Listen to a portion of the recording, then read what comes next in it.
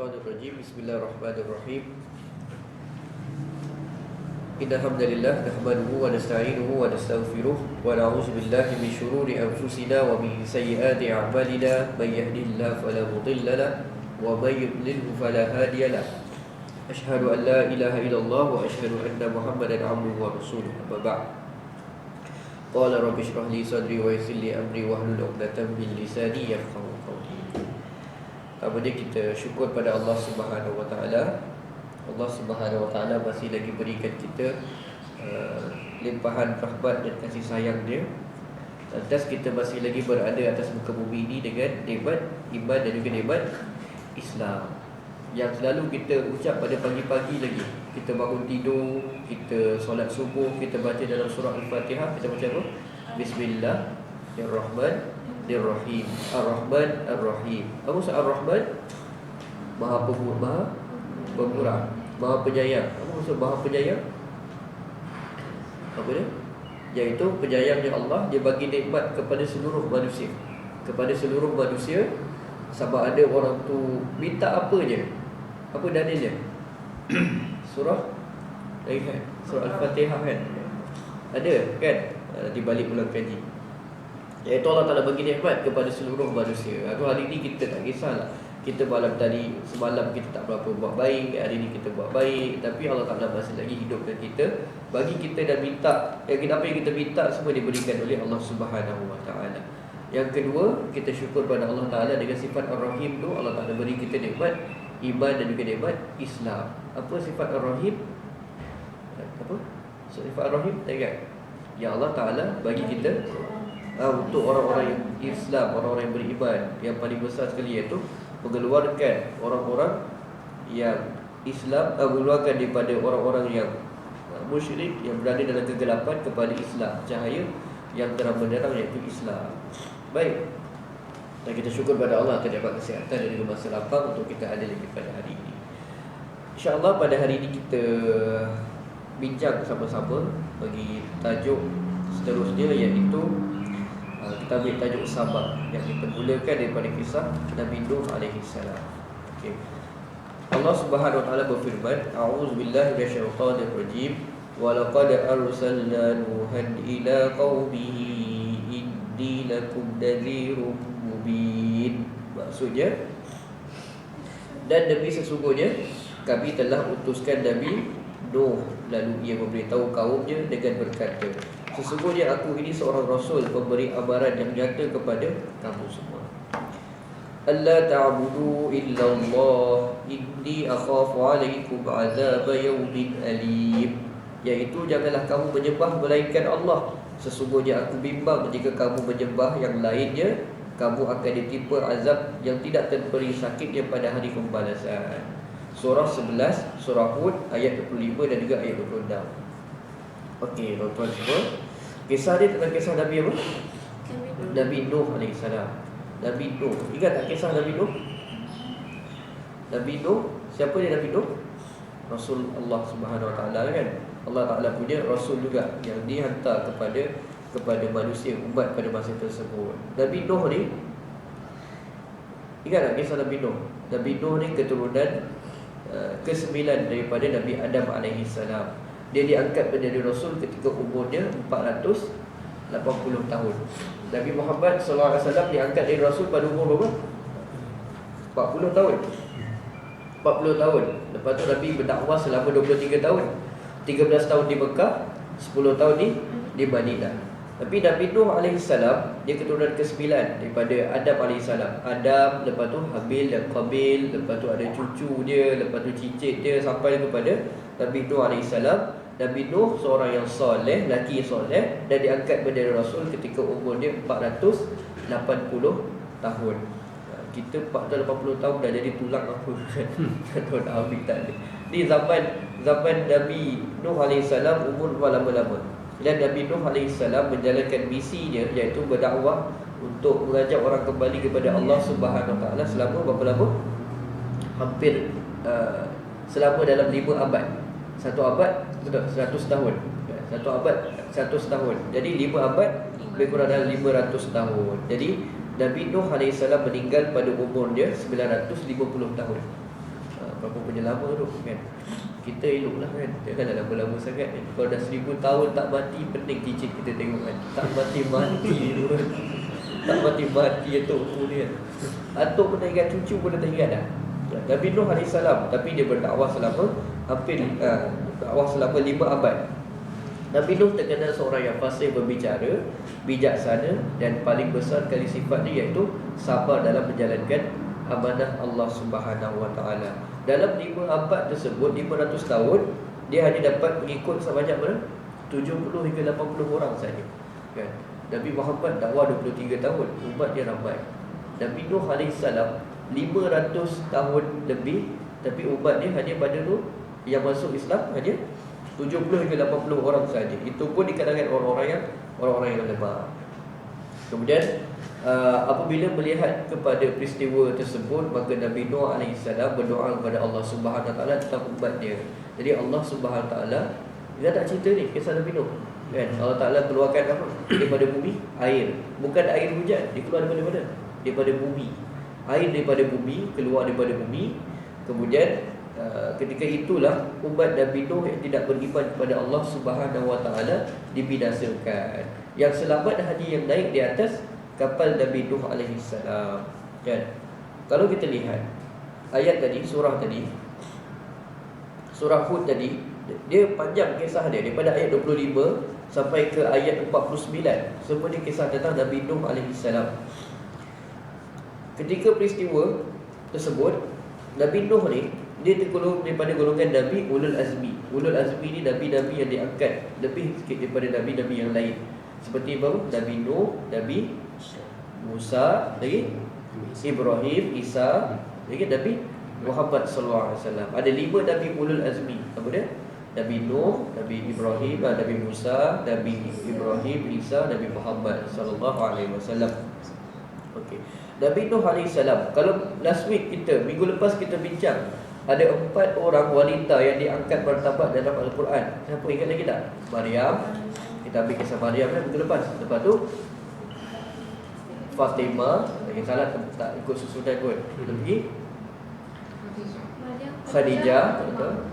Maryam lagi, tiga lagi satu. Asia, isteri kepada Fir'aun. Asia isteri kepada Fir'aun, kan? Baik. Tapi dalam Al-Quran, Allah Subhanahu Wa Taala dia mengangkat pula 2 wanita yang menjadi isteri kepada seorang yang soleh, iaitu Rasul yang dihantar oleh Allah Subhanahu Wa Taala tapi tidak beriman kepada Allah. Allah Taala cerita dalam Al-Quran tentang 2 wanita yang sebaliknya pula. Siapa? Isteri kepada Nabi Nuh dan isteri Nabi apa? Nabi Lut. Nabi Lut AS. Dua perempuan pula yang Allah Taala letak dalam Al-Quran sebagai wanita yang tidak berikut iman kepada Allah Subhanahu Wa Taala. Baik. Jadi isteri Nabi Nuh tidak beriman kepada Allah Subhanahu Wa Taala. Dan anak lelaki dia juga tidak ikut perintah Nabi Nuh AS. Tidak ikut. Dia puas berdakwah kepada anak dia. Dan nama apa dia? Nama isteri Nabi Nuh saya tak pasti. Ya. Nama isteri saya Nuh. Nama isteri saya Hidayah. Nuh juga. Okey. Sehinggalah kisahnya terterusan sampailah Allah Taala keluarkan air daripada bumi. Kan? Kalau kita lihat ayat 41, kita lihat kan ayat 41, ni peristiwa bila air tu keluar. Kan? Nabi Nuh berkata, A'udzubillahi minasyaitonirrajim. Wa qala irkabu fiha bismillahi majriha wa mursaha. Inna Rabbi laghafurur rahim. Kena baca lain sikit lah kan. Sebab maksudnya apa? Ni nak jadi banjir ni. Bila banjir, ada orang panggil, hai banjir, ada kan. Macam cerita labu-labi kan. Orang mau panggil Kajah lah kan. Panggil Kajah kena kuat. Tak boleh panggil have kan. Dia kena panggil terang. Jadi macam banjir ni, nak berlaku banjir, kena baca. Dah faham lepas ni kena baca lah betul-betul dengan maksudnya. Apa maksudnya? Dan ketika itu berkatalah Nabi Nuh kepada pengikut-pengikutnya yang beriman, Naiklah kamu ke bahtera ini sambil berkata, dengan nama Allah bergerak lajunya dan berhentinya.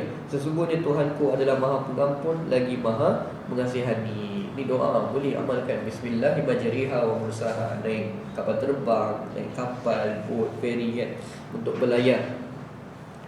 Macam mana nak baca? Bismillahirrahmanirrahim. Ada gambar diamond kat situ kan. Gambar diamond tu kita kena baca dia. Kena sengit kan sikit bacaan. Bismillahirrahmanirrahim. Majrih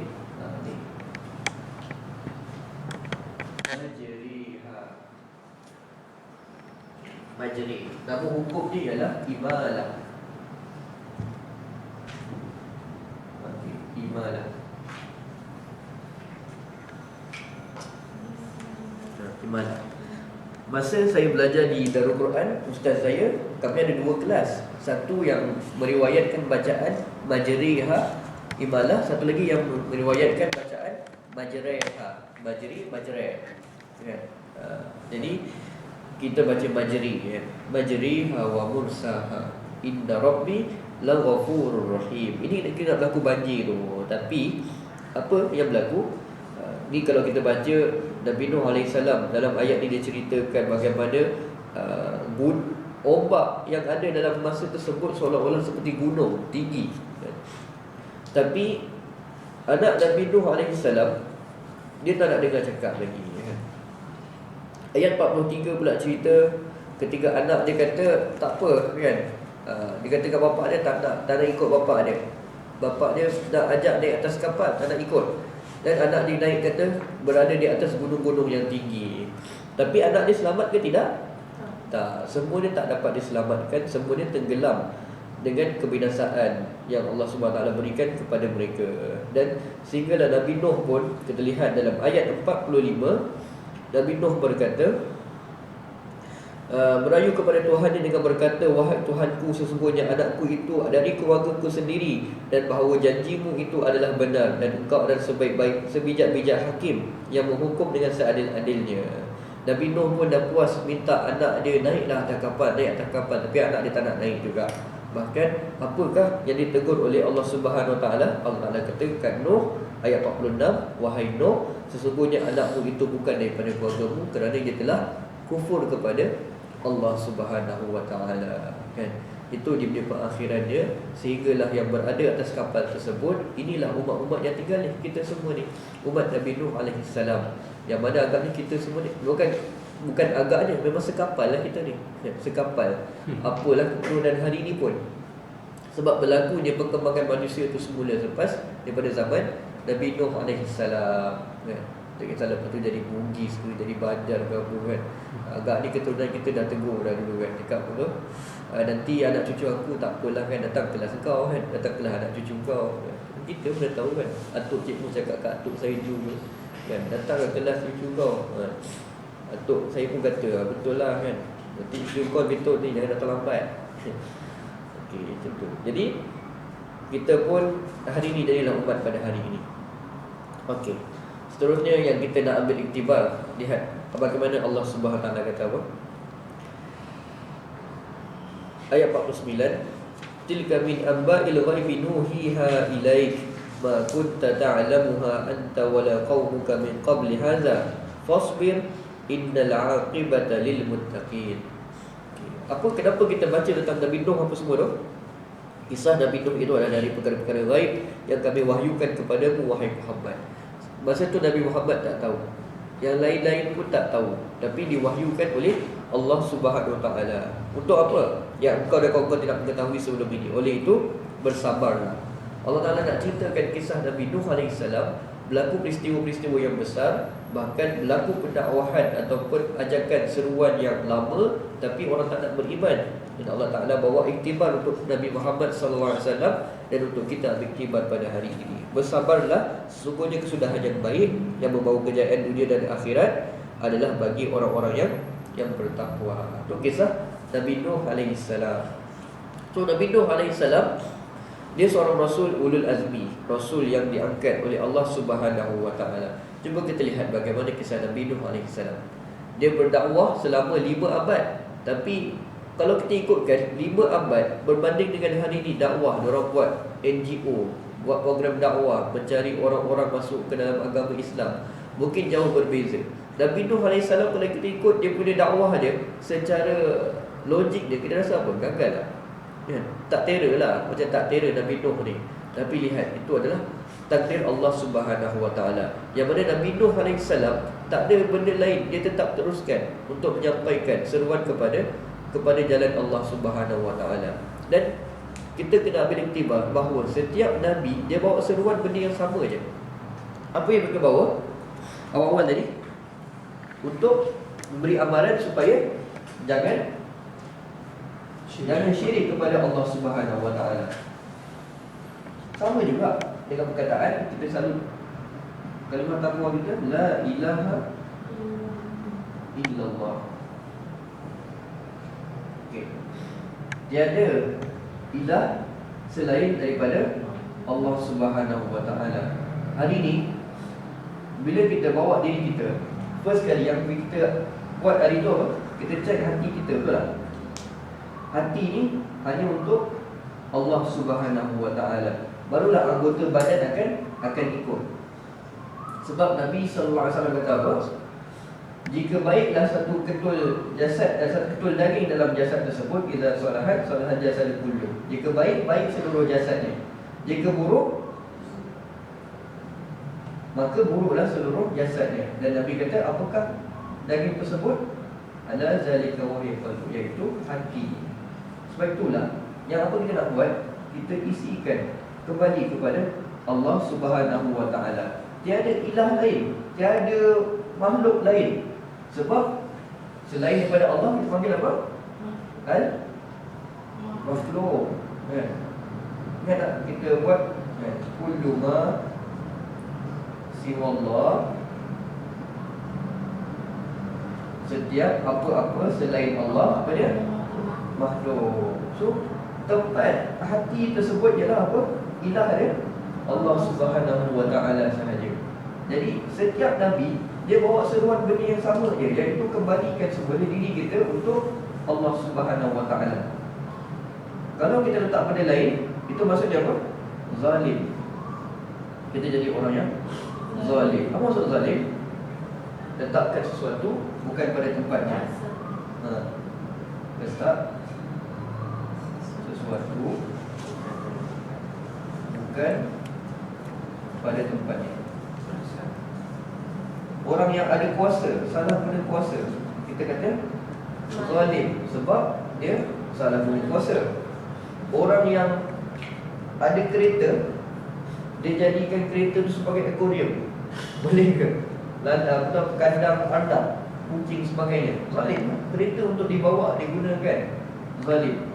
Sama juga orang yang letakkan sesuatu selain daripada Allah Subhanahu Wa Taala, dikira sebagai zalim. Apakah kezaliman yang paling besar?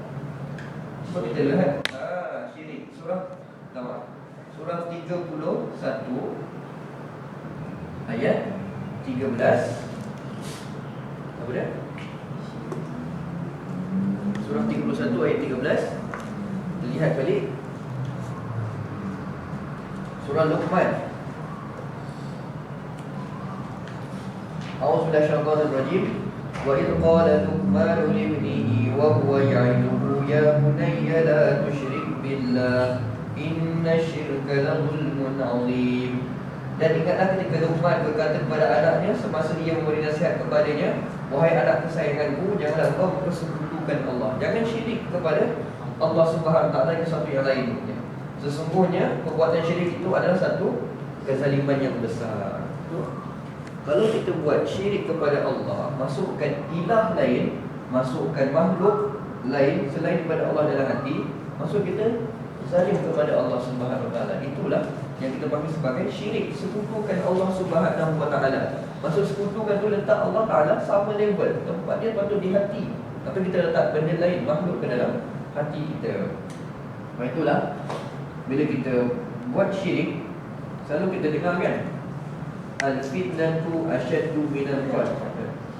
Fitnah itu lebih teruk, lebih dahsyat Asyaddu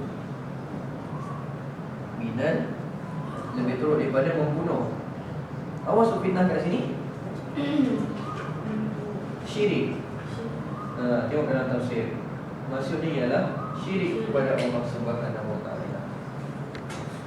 So Nabi Nuh sama macam nabi-nabi yang lain, dan itu bawa pesanan untuk kembali tauhidkan, menyatukan Allah Subhanahu Wa Taala tu dengan sebenar-benar tempatnya, iaitu dalam hati manusia, untuk diibadah, untuk disembah, untuk ditaati, untuk diikuti syariatnya kepada Allah Subhanahu Wa Taala. Okey.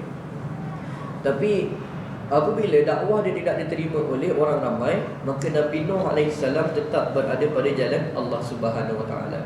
Minggu lepas kita belajar bagaimana sifat orang yang tenang. Kunci dia satu, betul tak? Bila ada Allah Ta'ala dalam hati, selesai. Sama juga dengan sifat sabar juga kita akan lihat sebentar lagi. Okey. So Nabi Nuh, akhir sekali kisahnya Allah Ta'ala suruh apa? Fasbir, bersabarlah. Dan bersabarlah dengan apa yang Allah Ta'ala tentukan kepada kita. Okey. Sebab kesudahan yang baik itu adalah bagi orang-orang yang bertakwa. Adalah bagi orang yang bertakwa. Sebab itulah Allah Ta'ala cerita dalam surah 49 ayat 13. Ya ayuhan nas, inna khalaqnakum min zakari wa unsa wa ja'alnakum syu'uban wa qabaila lita'arafu inna akramakum indallahi atqakum innallaha alimun khabir. Ya ayuhan nas, wahai sekalian manusia, inna khalaqnakum, sesungguhnya aku menjadikan kamu semua, dari lelaki dan perempuan, kami telah menjadikan kamu berbagai bangsa dan bersuku puak, supaya kamu berkenal-kenalan dan beramal mesra antara satu dengan yang lain. Sesungguhnya semulia-mulia kamu ialah apa? Orang yang bertakwa, yang lebih takwa di sisi di antara kamu, bukan yang lebih keturunan bangsa yang lain-lain. Sesungguhnya Allah mengetahui lagi maha mendalam pengetahuan dan keadaan amalan kamu. So ini adalah seruan setiap Nabi untuk bawa kembali kepada tauhid, takwa kepada Allah Subhanahu Wa Taala. Jadi sifat sabar dalam pesanan tersebut, apakah sifat-sifat yang sabar? Apa sifat-sifat sabar? Jangan marah, tak kelang kabut, itu tenang, sabar. Okey, kita lihat surah 13, surah Ar-Ra'd ayat 21 dan 22. Apakah ciri-ciri sifat sabar? Surah 13 ayat 21 dan 22. Allah Subhanahu Wa Taala berfirman yang bermaksud, yang pertama apa? Dan orang-orang yang menghubungkan perkara-perkara yang disuruh oleh Allah, dan yang supaya dihubungkan, dan yang menaruh bimbang akan kemukaan Allah, akan kemukaan Tuhan mereka, serta takut kepada kesukaran yang akan dihadapi semasa disoal jawab dan hitungan amal pada hari kiamat. Itu yang pertama. Mereka buat apa yang Allah Ta'ala suruh, tinggalkan apa yang Allah Subhanahu Wa Ta'ala larang. Sebab apa? Takut nanti. Takut di akhirat nanti nak jawab macam mana, tak tahu nak jawab. Jadi dia sabar daripada melakukan dosa-dosa. Dia rasa susah, dia orang tawar dekat dia, ambillah rasuah, ambillah benda ni, ambillah benda tu. Tapi dia sabar. Dia sabar tak lakukan sebab dia takut nanti ke akhirat nanti nak jawab apa dengan Allah Subhanahu Wa Taala. Sifat yang pertama apa? Buat apa yang Allah suruh, tinggal apa yang Allah Subhanahu Wa Taala larang. Itu sifat orang-orang yang sabar yang pertama. Kemudian walladzina sabaru, seterusnya, dan orang-orang yang sabar juga apa? Berada mengharapkan keredaan Tuhan semata-mata. Sifat orang yang sabar, dia mengharapkan keredaan Allah Subhanahu Wa Taala semata-mata. Sama tak macam seruan Nabi Nuh tadi, iaitu letakkan Allah Taala dalam hati, buat apa pun kerana Allah Subhanahu Wa Taala, bukan nak cari redha makhluk. Dan buat semuanya kerana nak dapatkan redha Allah Subhanahu Wa Taala. Jadi jadilah orang-orang yang sabar. Orang sabar buat kerana redha Allah Subhanahu Wa Taala. Orang yang buat kerana redha Allah Taala sebab dia sabar dengan dunia ni, dengan makhluk ni. Jadi dia buat kerana Allah Taala. Seterusnya, dan mendirikan solat. Sifat orang sabar juga mendirikan solat, serta mendermakan dari apa yang kami kurniakan kepada mereka. Juga sifat orang yang sabar apa dia? Dirikan solat, nafkahkan harta di jalan Allah Subhanahu Wa Taala. Jadi orang yang sabar, dia tak kisah dia ada duit, dia bagi. Dia tak ada pun, dia ikut kemampuan dia untuk dia bagi. Sama ada tak dapat bagi duit, dia bagi dengan cara yang tertentu. Sebab itulah Nabi kata dalam hadis yang sahih, ittaqun nar walau bisyiqqit tamarah, atau kama qala Nabi sallallahu alaihi wasallam. Takutlah api neraka walaupun dengan sebahagian tamar. Tamar kecil, kecil. Tapi Nabi kata takutlah dengan api neraka walaupun dengan sebelah tamar. Sebab apa? Berlaku pada kisah tersebut, seorang sahabat, dia ada satu kurma je pada dia, tapi dia tak ada benda lain dah. Walaupun makan sebiji kurma pun belum tentu kenyang lagi kalau ikut secara logiknya. Tapi dia kongsi juga dengan orang lain. Sama juga orang yang sabar tadi, walaupun dalam keadaan susah, dia tahu tak ada orang lain lebih susah daripada dia. Dia tahu. Jadi dia pun berikan kepada orang lain juga. Sedikit pun sedikit lah. Sen pun sen lah kan, tak perlu ringgit-ringgit pun. Tapi mendaftarkan harta pada jalan Allah Subhanahu Wa Taala. Itu adalah sifat orang yang sabar. Seterusnya, sifat sabar yang seterusnya, dan mereka pula menolak kejahatan dengan cara yang baik. Dia menolak kejahatan, kan. Orang lain dia ajak, jomlah kan, aku ada benda ni kan, tak buat best ni kan, benda tak ikut syariah, tak patuh syariah kan, pergi ikut macam-macam jualan langsung yang berapu-rapu ni lah kan, riba dan sebagainya. Dia menolak kejahatan dengan cara yang baik. Orang ajak pergi, jomlah pergi beli 2 ekor, tentang kena nanti kan, tak apalah, lepas kena nanti taubat lah, tak payah buat lagi kan. Tak boleh. Nanti kita lihat apa kadang-kadang apa sabar tersebut. Jadi sabar adalah sifat-sifat dia tadi tu dalam surah 13 ayat 21-22 apa? Buat apa yang Allah suruh, tinggal apa yang Allah Ta'ala larang. Harap dan pada mencari redha Allah SWT, bukan cari redha makhluk. Solat dan mendaftarkan harta pada jalan Allah, serta menolak kejahatan. Bahkan dengan sabarlah tersebut, kita dapat mampu menarik pertolongan Allah Subhanahu Wa Taala semula. Apa dalilnya? Dalam surah Al-Baqarah ayat 45 ataupun ayat 153, surah 2 ayat 153.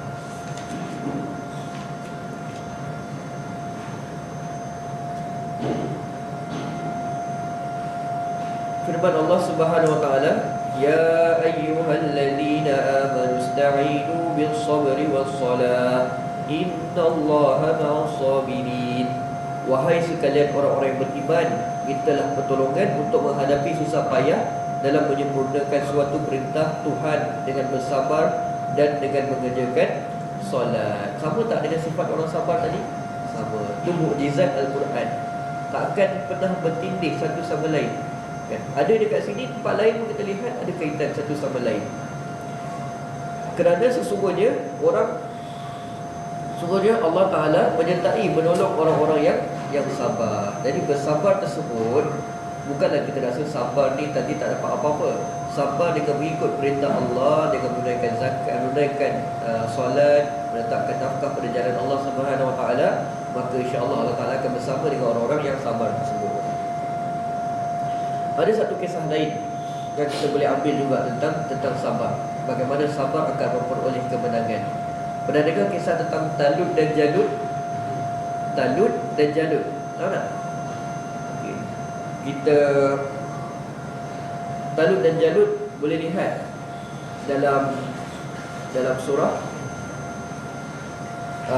Al-Baqarah ada. Surah Al-Baqarah ayat 246 dengan ayat 251. Okey. Tapi kita dah, Talut ni siapa? Talut ni iaitu ketika selepas daripada zaman Nabi Musa alaihissalam.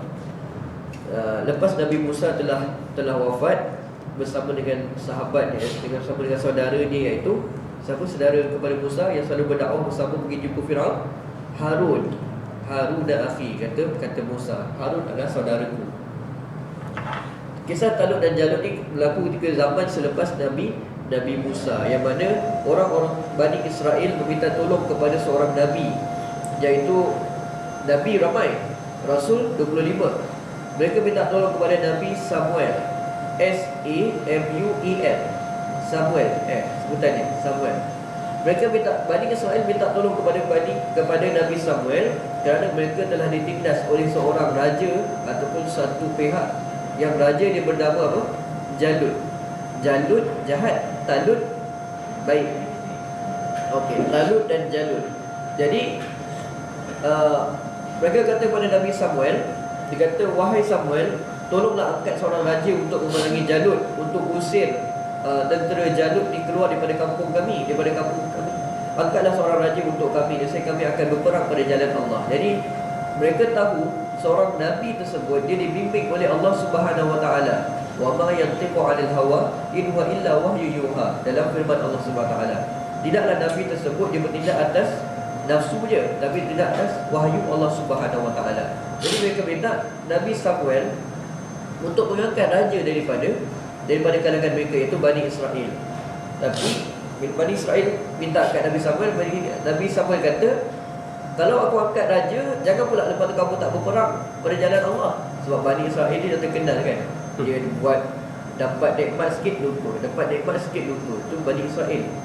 Kita ni ada kot keturunan Bani Israel sikit-sikit, sifat-sifat kena check lah kan? Kalau ada kena hindarkan. Okey. Dan diringkaskan cerita, Nabi Samuel pun lepas berbincangkan Bani Israel, dia pun kata, okeylah, aku akan mengangkat seorang yang daripada kalangan kalian untuk memerangi tentera Jalut, untuk kita sama-sama berperang memerangi tentera Jalut. Jadi bila Nabi Samuel dia cari minta petunjuk daripada Allah Subhanahu Wa Taala, maka dia melantik seorang daripada petani je, seorang daripada petani. Sampailah bila dia angkat daripada petani tersebut, sampai Bani Israel pun tanya, wahai Nabi, nak angkat petani dia kan? Dia kan nak angkat golongan daripada bangsawan ke apa ke kan? Apa standard dia kan? Tapi Samuel dia kata apa? Aku tahulah kan, sebab itu adalah daripada Allah Subhanahu Wa Taala. Dan ringkas cerita dia, mereka pergi berperang sehinggalah bertemu dalam sebatang sungai. Dan ketika sebatang sungai tersebut, orang-orang yang mengikut perang tersebut diuji oleh Allah Subhanahu Wa Taala. Kita lihat kisah Talut dan Jalut ni dalam surah 2 ayat 249. 249. Okey. Saya suka ayat ni.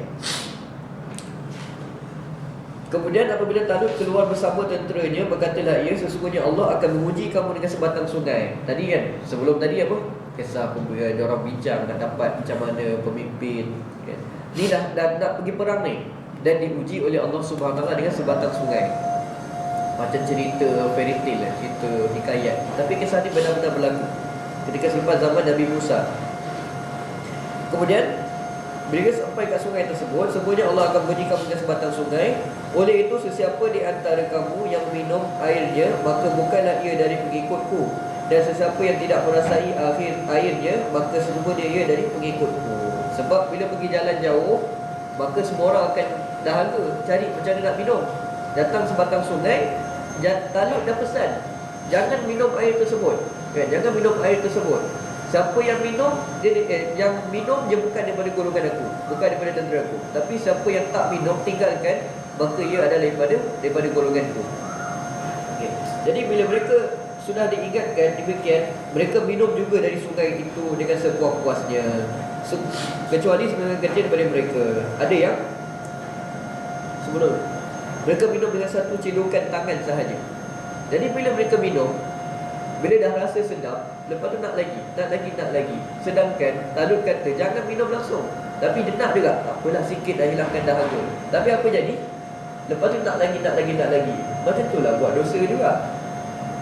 Orang yang kata apa tadi dalam kesusahan, dia pun kata tak apalah, aku nak try beli nombor ekor ni kan. First dia beli nombor ekor, first sudah kena. Jadi dia akan jadi apa? Tak apa, nak lagi. Sama juga dengan benda-benda yang lain. Sebab itulah dosa ni sifat dia memang sifat macam tu. Macam mana ditunjukkan dengan kisah Talut tadi, yang tentera dia diuji oleh Allah SWT dengan sebatang sungai kan? Sebab menghilangkan dahaga bukanlah air, tapi Allah SWT. Talut kata jangan minum kan? Tapi dia minum juga. Maka mereka minum, mereka nak lagi. Apa jadi? Setelah Talut bersama orang-orang yang beriman menyeberangi sungai itu, berkatalah orang-orang yang minum air tadi sepuas-puasnya, kami pada hari ini tak terdaya menentang Jalut dan tenteranya. Ya, dah tak larat dah nak lalu atas, nak pergi perang dengan Jalut. Itu kisah. Tapi apa kata tentera-tenteranya? Saya suka ayat ni. yang bawah tu. Kam min yang tunjuk baris bawah tu. Kam min fi'atin qalilatin ghalabat fi'atan katsiratan biiznillah wallahu ma'as sabirin. Berkatalah pula orang-orang yang yakin bahawa mereka akan menemui Allah. Berapa banyak yang pernah terjadi golongan sedikit berjaya menewaskan golongan yang banyak dengan izin Allah Subhanahu Wa Taala. Dan Allah sentiasa bersama orang-orang yang sabar. Jadi golongan tu tak kisah sikit atau banyak, tapi sabar dan ikut perintah Allah Subhanahu Wa Taala. Hari ini sama juga kita nak tegakkan apa pun dalam kehidupan kita, kita seorang-seorang. Kadang-kadang kawan-kawan kita masih lagi belum mencari jalan untuk kembali kepada Allah. Kita seorang-seorang nak tegakkan dalam syarikat kita, dalam organisasi kita, dalam keluarga kita, dalam lingkungan masyarakat kita. Yang penting bukan kuantiti tapi kualiti. Kam min fi'atin qalilatin ghalabat fi'atan katsiratan biiznillah. Berapa banyak golongan yang sedikit dapat kalahkan dah golongan yang besar dengan izin Allah Subhanahu Wa Taala. Seorang-seorang duduk kat rumah pun, tapi kita betul dengan prinsip kita nak mengabdikan diri kepada Allah, insya-Allah Allah Taala akan berikan pertolongan dengan sabar, bukan dengan kelam kabut, bukan dengan panambangan, kontrol, tapi dengan bersabar. Untuk kita sentiasa ingat bahawa itu adalah ujian daripada Allah Subhanahu Wa Taala. Bagaimana kisah Nabi Nuh tadi. Sebab itu Nabi SAW ketika surah Al-Kafirun turun, apa yang Allah kata dalam surah Al-Kafirun? La a'budu ma ta'budun. Tidaklah aku, seorang aku, menyembah apa yang kalian semua sembah. Walaupun ramai orang yang hari ini dia menyembah benda-benda yang tidak baik. Berapa ramai orang hari ini suka K-pop, kita tak suka. Orang kata pelik lah kau ni kan. Berapa ramai orang hari ini yang ada Facebook dan sebagainya, cuba katalah kita tak ada. Bukan saya lah, saya ada. Tapi orang yang dia memilih jalan tersebut untuk meletakkan diri dia kepada Allah Subhanahu Wa Taala. Dia tak kira lah dia berada seorang diri, tapi dia berada pada jalan yang benar, maka dia tetap akan berada teguh pada jalannya. Dan tidak semestinya dia seorang diri tu dia akan kalah. Berapa banyak pertolongan Allah, apa tadi? Golongan yang sedikit berjaya mengalahkan golongan yang banyak. Baik, itulah apa juga kita boleh ambil tiba daripada Talut tadi, bahawa segalanya tentang kesabaran kita terhadap Allah Subhanahu Wa Taala. Diuji Allah Bani Israel dengan golongan tentera Jalut yang mengusir mereka daripada kampung, yang membuat onar, membuat perosakan. Tapi semuanya Allah Taala bukakan jalan. Tapi dalam jalan kita kembali kepada Allah, maka akan datang ujian-ujian lepas tu. Dan kena ingat, nikmat yang kadang-kadang merosakkan kita ni, nikmat yang tidak baik, seperti nikmat yang diharamkan oleh Allah. Nikmat apa? Nikmat minum arak. Tak boleh lah sekarang. Kat syurga nanti boleh, tapi tak boleh sekarang. Dia adalah nikmat diberikan Allah sebab hadir ke bumi. Tak boleh. Nikmat untuk membuat maksiat dan sebagainya, merasai nikmat tersebut, no, selagi mana tidak dibenarkan oleh Allah Taala dengan syariat-syariatnya. Tak boleh kan? Okey. So tentang kisah sabar yang berlaku kepada tentera Talut dan juga kisah Jalut. Seterusnya, bagaimana kita nak melalui sifat sabar ni? Sabar mestilah dipesan-pesan selalu. Ingat tak surah apa? Berpesan-pesan kepada kesabaran. Surah 103 ayat 3. Surah Al-Asr. Surah ni ingat? Surah 103, surah Al-Asr. Wal 'asr innal insana lafi khusr illa alladhina amanu wa 'amilus solihat wa tawasaw bil haqq wa tawasaw bis sabr. Demi masa sungguhnya manusia itu dalam kerugian, kecuali siapa? Orang-orang yang beriman, beramal soleh, mereka pula berpesan-pesan dengan kebenaran serta berpesan-pesan dengan kesabaran. Lihatlah sekali apa pun, sabar tu kena teguh dulu kan. Kena betul-betul teguh. Bila dengar kuliah kan, kita rasa macam boring tak boring minggu depan, rasa macam ada mood iman turun naik. Sabar tu mengikat kepada apa? Iman tadi. Alladzina amanu wa amilus solihat, buat baik, pesan pada kebenaran kan. Saya nak sampai ke pesan kebenaran kan. Minggu depan rasa macam alamak kan, letih pula dapat anak baru kan. Tapi tak apalah, dengan kesabaran tersebut kita melalui kehidupan ini. Sebab apa pun dalam hati kita kena ada apa? Allah Subhanahu Wa Taala. So ada Allah, kita boleh manage hidup kita. Tak apa, aku buat kerana Allah, buat kerana Allah. Jadi segalanya akan adil dalam kehidupan kita sebab berlandaskan apa yang Allah Subhanahu Wa Taala nak daripada kita semua. Okey. Tapi mungkin ada yang berkata, kan, apa itu ustaz, kan, saya ni dah sabar banyak, kenapa ujian saya tak selesai lagi, kan? Kenapa ujian saya tak selesai lagi, kan? Itulah kaitan sabar tu dengan kita. Apa dia? Iaitu berkaitan dengan ujian tersebut dengan waktu yang Allah Ta'ala berikan kepada kita. Kita lihat, untuk kita nak fahami benda tu dengan kesabaran ni, apa dia? Surah 47 ayat 31. 47 Surah Muhammad ayat 31. Firman Allah Subhanahu wa taala, a'udzubillahi minasyaitonir rajim, wa lanabluwannakum hatta na'lamal mujahidin minkum was-sabirin wa nabluwa akhbarakum. Dan demi sesungguhnya kami tetap menguji kamu, wahai orang-orang yang mengaku beriman, akan diuji oleh Allah Subhanahu wa taala sehingga ternyata pengetahuan kami tentang adanya orang-orang yang berjuang di kalangan kamu dan orang-orang yang sabar dalam menjalankan perintah kami. Allah Ta'ala nak nilai kita. Sebab bila kita kata kita beriman, dalam surah 29 ayat 2 Allah Ta'ala kata apa? Adakah kamu menyangka kamu boleh kata kamu beriman tapi kami tak uji kamu? Kenapa ada ujian tersebut dengan tempoh-tempoh waktunya? Sebab Allah Ta'ala nak kita dilihat oleh Allah Ta'ala, betul tak betul orang ni dapat ikut perintah aku, bersabar dengan apa yang disuruh oleh syariatku, kan? Itu adalah proses dalam kehidupan kita. Life is a process untuk kita kembali kepada Allah Subhanahu Wa Taala. Sentiasa ingat benda tu. Life is a process. Dia bukan dia muktamad. Apa pun berlaku kepada kita, ujian kita, pembelajaran kita, itu proses kehidupan kita. Susah payah kita, senang pun proses. Sebab semuanya adalah kembali kepada Allah Subhanahu Wa Taala, iaitu kembali kepada apa? La ilaha illallah. Tiada Tuhan dalam diri kita, tiada ilah lain dalam apa dan jiwa kita melainkan Allah Subhanahu Wa Taala. So, itu berkaitan dengan sifat sabar yang hari ini kita bincangkan. Jadi, apa kita boleh ambil iktibar daripada tajuk sabar pada hari ini? Yang pertama, bila kita lihat Nabi Nuh alaihissalam, Allah Subhanahu Wa Taala memberikan tanggungjawab kepada semua manusia dalam lingkungan tugas masing-masing. Walaupun dalam seorang ayah dengan ayah, dia tetap mempunyai tanggungjawab yang berbeza. Sebab anak yang dibesarkan itu berlainan. Walaupun dalam anak adik-beradik yang sama, tapi berlainan dengan tanggungjawab seorang ayah untuk membesarkan ataupun tanggungjawab seorang ibu membesarkan.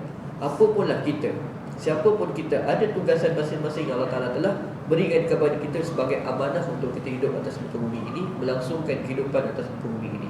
Tapi yang pentingnya kita patut lakukan kembali untuk semuanya hanya mengharapkan redha Allah Subhanahu Wa Taala. Walaupun menang atau kalah, berjaya ataupun tidak, setelah kita melakukan semuanya kepada Allah Subhanahu Wa Taala, we do the best, let Allah do the rest. Kita hanya buat, tapi Allah Subhanahu Wa Taala saja yang menentukan keputusannya. Kalah pada masa ini setelah melakukan tuntutan Allah Subhanahu Wa Taala tidak bererti kalah selama-lamanya. Nabi Nuh alaihissalam nampak gagal pada hari itu, tapi lihat pada hari ini apa yang terhasil.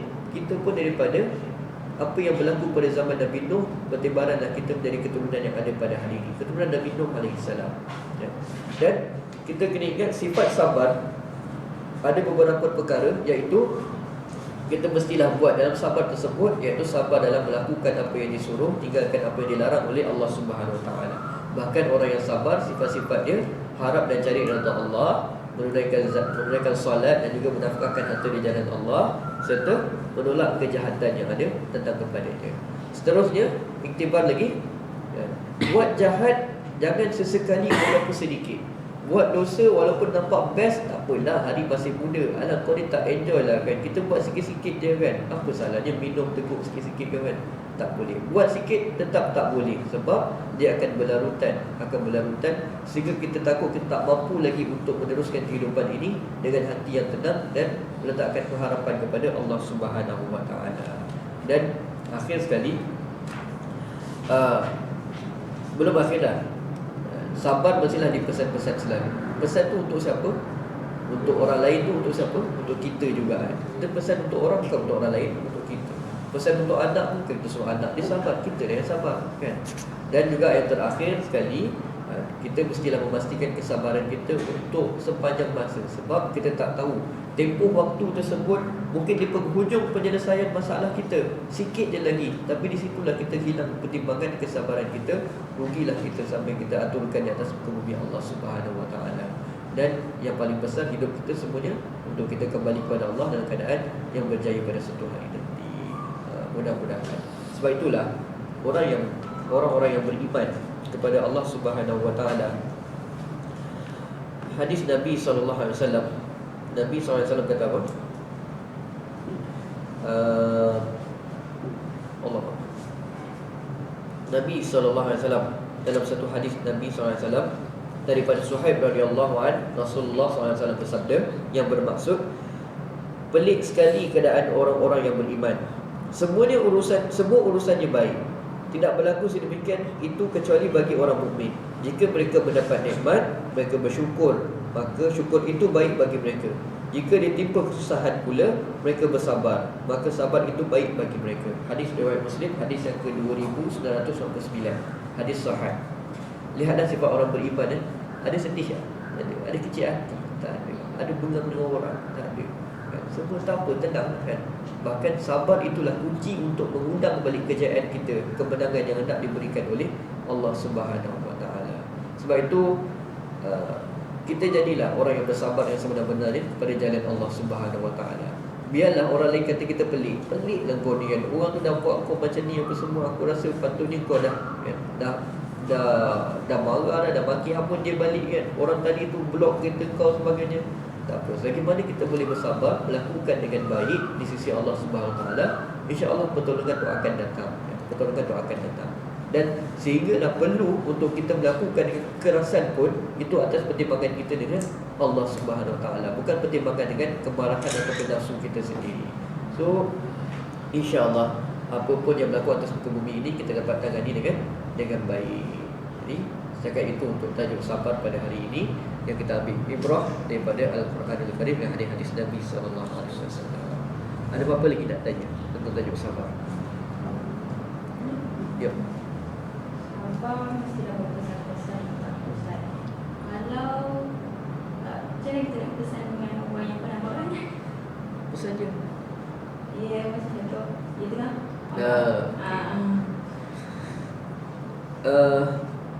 kita mestilah berhikmah lah, bijaksana dalam melakukan pesanan-pesanan tersebut. Apa pun atas kita, cuma dia mesti dilakukan dengan berhikmah tersebut. Kita lebih tahulah bagaimana keadaannya, kata-kata kita dan sebagainya. Itu normal yang kita boleh fikirkan. Bagaimana fitrah seorang manusia kita boleh fahami. Bila masa kita boleh berkata, bila masa kita patut tunggu dahulu daripada kita pesan untuk bersabar tersebut. Akan tetapi yang jauh lebih besar sekali untuk kita memberi satu pesanan, iaitu niat kita menyampaikan pesanan tersebut ikhlas kepada Allah Subhanahu Wa Taala. Perhatikan masa kita nak kata sabarlah kan, kita pun ada tak sifat-sifat rasa macam angin yang aku gambar dia, kenapa lah sebut nak marah-marah kan? Ada tak kita rasa sifat kita pun rasa macam tak puas hati? Ataupun ada tak sifat kita dalam keadaan kita kata sabar tu sebab kita rasa kita ni best, kita baik kan? Apalah kan? Relax dia sabar. Kita pesan semuanya kerana Allah Subhanahu Wa Taala. Bila seseorang buat tu kerana Allah Subhanahu Wa Taala, Allah Taala akan bukakan jalan kepada dia. Tidak mungkin semasa tu kan, kita tak tahu masa tu mungkin dia tak nak dengar. Tapi lepas berapa tahun, lepas berapa lama, mungkin dia akan ingat pesanan kita. Betul lah dia pernah pesan kat aku, jangan pandang barat, janganlah marah-marah kan? So kita buat tu hanya kerana Allah. Result tu biar Allah Taala tentukan macam mana. Yang kita lakukan kerana Allah tersebut, kita dah buat yang terbaik, InsyaAllah Allah Taala akan bagikan natijah yang terbaik untuk kita.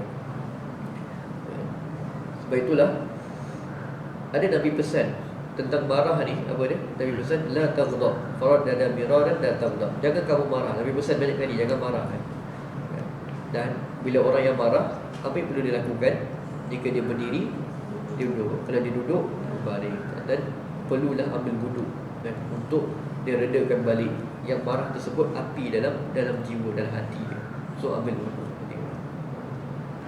Okey. Kita buat pesan dia supaya dia kalau dia marah lagi. takut juga kalau orang tu memang tengah marah. Suruh duduk dulu lah. Suruh duduk dulu. Kalau tak boleh duduk, dia tolak kita, kan? Minta dia istighfar, cakap lah kan. Tak boleh juga apa semua, tak apalah, bagi reda dulu, bagi reda dulu, kan? Bagi reda. Ini soal sabar dalam marah, kan? InsyaAllah nampak depan mata.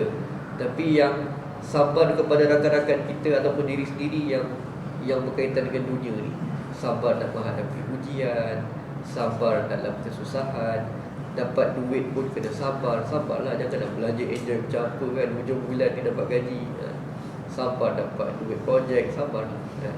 Semua dia kena sabar kan? Jadi orang yang sabar ni macam mana nak kontrol? Letak Allah dalam hati kan? Kunci dia tu je. Okay. Lagi? Ada satu. Yep. Ustaz yang Afif dan tu Wasya dia pinang hot tu. Ha?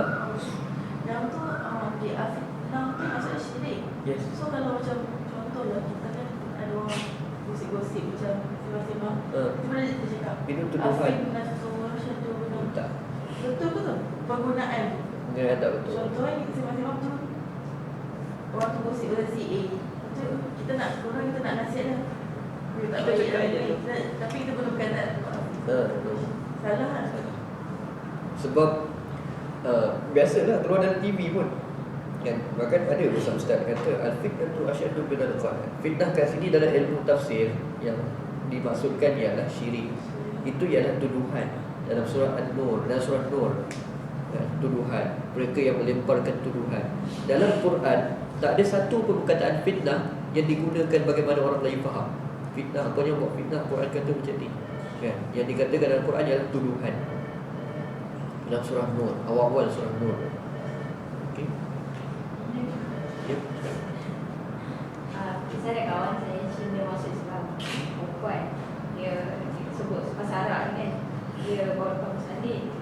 Dan dia punya makanan untuk lepas bersalin ni, ini apa? Ubat-ubat lah dia. Tapi dia Masuk letak muai sikit. Saya sebagai Islam ni, saya cubalah cakap benda ni tak boleh sebab yang semua cakap semak yang mampu lah. Yang tu macam mana lah? Tak boleh. Tak mesti tak boleh. Tak boleh. Walaupun dia Arak tu bukan sebab haram, dia sebab mabuk. Sebab arak tu haram. Haram. Walaupun sensitif. Dia bukan sebab mabuk. Dia sebab sensitif. Arak tu pun tak boleh. Sebab tu orang yang tak kerja, tak minum, orang yang tak minum tapi bekerja pun tak boleh. Arak ni orang yang mengangkut, orang yang menjual, orang yang jaga kaunter, semua tu tak boleh. Maksudnya kerja speedman ke, kerja 7-Eleven ke, no lah. sekomfort kan. No, tak boleh. So, kalau dikatakan kita, habis tu kalau aku tak kerja 7-Eleven ni, macam mana aku nak cari rezeki? Rezeki tu jalan Allah. Yakin dengan Allah. Arak tak boleh. Macam mana nak? Sebab kalau saya selalu saya tak boleh nak kita dia tak boleh nak ubah. Saya jadi susah lah. Dah cakap dah tak puas? Saya cakap tak Dah. Tapi selalu pesan lah. Dosa tidak akan diwarisi. Wala yaziru waziratun wizra ukhra. Dosa tu tak diwarisi kecuali kita buat sekali dosa. Tapi kalau dia tak buat, kita dah pesan pun. Kawan sebagai kawan kita, tapi dia buat juga, kita dah terlepas tanggungjawab. Dengan syarat kita dah bagi teguran dia.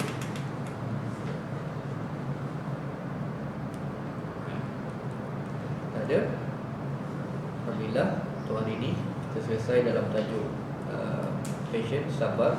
Mudah-mudahan Allah SWT akan berikan kita kesabaran untuk kita nak hidup atas muka bumi ini yang tak lama kan? Kita cakap sekejap dia lagi kita nak balik kepada Allah Ta'ala. Fikir-fikir lepas ni kita umur dah berapa lah, lepas ni berapa dah tahu kita dah berhadapan dengan Allah Subhanahu Wa Ta'ala. Sebab itulah orang yang mati tu dia rasa macam hidup ni seolah-olah macam baru sekelip mata je, pejam dia. Sebab tu dah ada di hadapan Allah Subhanahu Wa Ta'ala, insya-Allah. Mudah-mudahan kita terbaik orang-orang yang sabar. Allah bersama orang-orang yang sabar. Jadi kita akhiri dengan bacaan doa. A'udzubillahi minasyaitonirrajim. Bismillahirrahmanirrahim. Alhamdulillah rabbil alamin. Hamdan yuwafi ni'amahu wa yukafi mazidah. Ya Rabbana lakal hamdu kama yanbaghi li jalali wajhikal karim wa 'azimi sultanik. Ya Allah, ya Tuhan kami, berikanlah kami redha-Mu ya Allah. Masukkanlah kami ke dalam syurga-Mu ya Allah. Jauhilah kami semua daripada azab api neraka. Ya Allah, ya Tuhan kami, ampunilah dosa kami ya Allah. Ampunilah dosa kedua bapa kami ya Allah. Kasihanilah mereka sebagaimana mereka mengasihi kami sejak daripada kecil hingga lagi ini. Ya Allah, ya Tuhan kami, tunjukilah kami jalan yang lurus, iaitu jalan orang yang peroleh nikmat, bukan jalan orang yang murkai, dan bukan pula jalan orang-orang yang sesat. Ya muqallibal qulub, wahai Tuhan yang membolak-balikkan hati, tetapkanlah hati kami ya Allah, tetapkanlah hati kami ya Allah, tetapkanlah hati kami ya Allah dalam agama-Mu dan syariat. Rabbi ja'alna muqimas salati wa min zurriyyatina rabbana wa taqabbal du'a. Rabbana hab lana min azwajina wa zurriyyatina qurrata a'yunin waj'alna lil muttaqina imama. Rabbana atina fid dunya hasanah wa fil akhirati hasanah wa qina azabannar. Wa sallallahu ala sayyidina Muhammad walhamdulillahi rabbil alamin. Assalamualaikum warahmatullahi wabarakatuh.